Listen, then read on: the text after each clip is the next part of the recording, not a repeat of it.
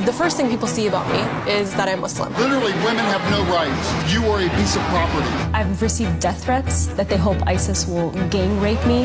If women are free to be naked, why should they not be free to be covered? Muslim women have been on the news a lot lately. Are they oppressed? Are they forced to wear the headscarf? Are they even allowed to speak? The men won't let the women speak. They speak for them. I'm here in Minnesota, in the heart of America, where Islamophobia is impacting many Muslim women, particularly harassment, violations. But fear is not an American value, and I intend on having fearless conversations.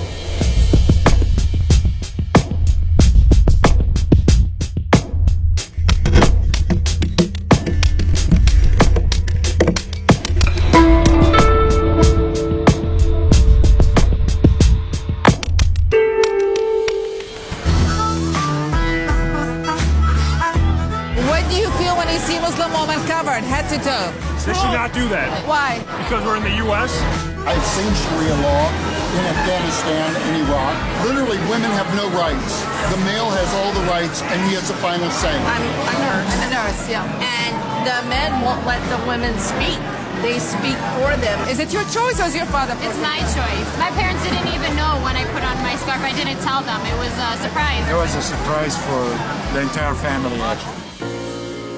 A lot of non-Muslims, what they hear of Islam is jihad, Sharia law, oppression of women. The disconnect between that understanding and between how Muslims see these issues is huge.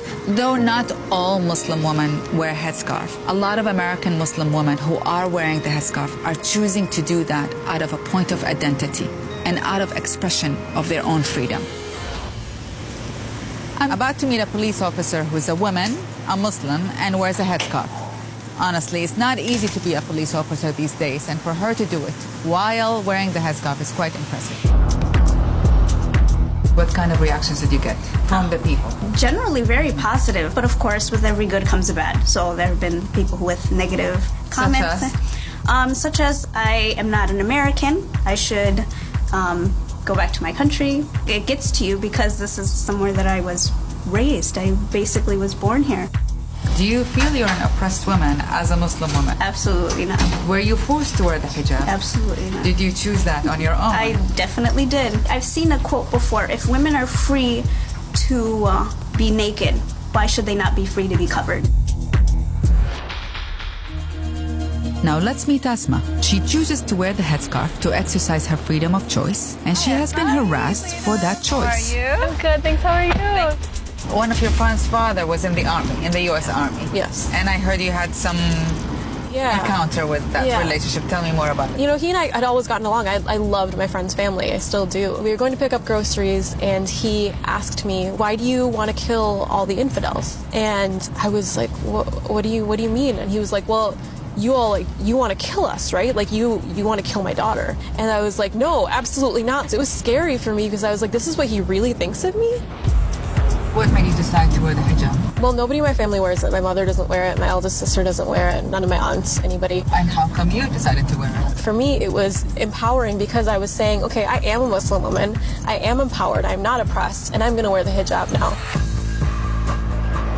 So Asma, tell me, how come you have a dash gown?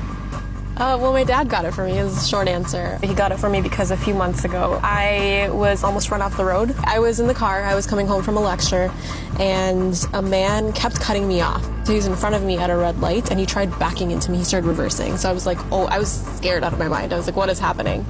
And then at the next light, he was right next to me, and he rolled down his window, he flipped me off, and he called me a Muslim bitch. And then he proceeded to try and ram my car and run me off the road for the next 3 stoplights. Was that the first time you got harassment? No. I've been harassed on the road before, but this was the first time where I was really scared for my life.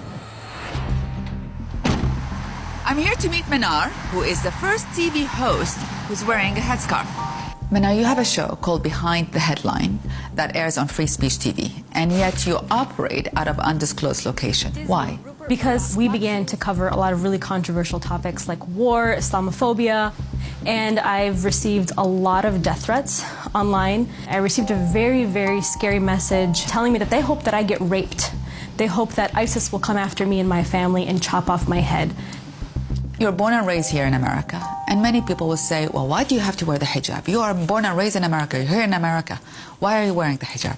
Well, the story of me wearing hijab really started right after 9/11 when the media began to fearmonger about Muslims. And I remember them showing images of these Afghan women being really oppressed by the Taliban, which, you know, it happens and it's true. And they just showed these women as being really, you know, not able to speak up for themselves. And so I began to question my own faith and say, is this really what Islam teaches? I knew that wasn't the Islam that I had grown up to know. And so I did my own research and I realized that in essence, it was a protection of a woman's body. The hijab is a symbol of modesty and empowerment for women, and it is a sign of independence. You know, I think it became more of a sense of identity for me.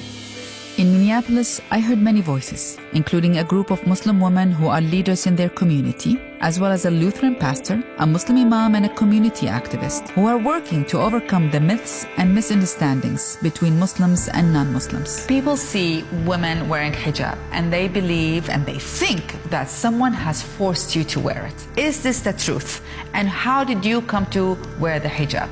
For me, the hijab is a choice. It is a symbol of my faith. In a way, it's my cross. It allows me to stand out and shout to the world, I am a Muslim and I am happy to be a Muslim. I feel that this is my First Amendment right. The second this is required to be taken off, I think that's when our civil rights are being violated. So this to me is the most American thing I can do every day, is to show up that we have a freedom of religion and expression. Many people think Muslim men are oppressing their women. So here I am talking with Muslim men. Are you oppressing your women?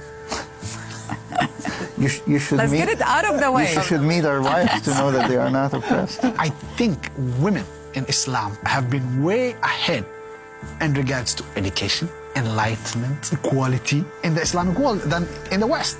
1920 is when they allowed women in this country to be able to vote. 1920. I think oppression of women is not, you know, a Muslim phenomenon or something that happens in the Middle East. I mean, we have women that are raped right here in the United States who are not Muslim. But does oppression of Muslim women exist? Absolutely. And I think that we'd be lying to ourselves if we said it didn't. Oppression of women, I think it's not a phenomenon that just affects the Muslim community, but it's a global issue. Muslims right now are the new boogeymen of our time. So I want to stand up and change the narrative, take back that narrative. Many of you are involved in interfaith dialogues. What are some of the interesting questions that people have asked you that they were timid or afraid to ask? Are you oppressed, or is it true that you can't go to the grocery store without your uncle or your dad or your brother? Have you ever been afraid of being honor killed? Is your husband allowed to rape you, and is that okay? All sorts of different things. What do you say to these questions? I mean, it's okay for people to ask these questions. Yeah, absolutely. Yes. Every time I do a panel, I say, I want you, I actually need you to ask me those questions that you are afraid to ask, because if you can't ask me, then I don't think you'll ever ask anyone. It is easy to succumb to fear. It's fear of the unknown. And the best way to break that fear is just to simply meet a Muslim. And by the way, almost 50% of Americans do not personally know any Muslim in their lives. Yeah. And that would help. That's what I'm hearing from you, is that knowing someone would help. Pastor Glenn, you did events in the church where you invited Muslims and non-Muslims to have a dialogue with each other. Can you tell me more about that? A series of events took place where we invited the Muslim community and the community of St. Anthony and anyone else around the Twin Cities. And the goal is for people to speak honestly about their questions, to ask the honest questions. I also wandered around the building making sure that if there were any of these questions that was getting a little heated, I could help mediate. And there were a few. Such as? One was in regard to Sharia.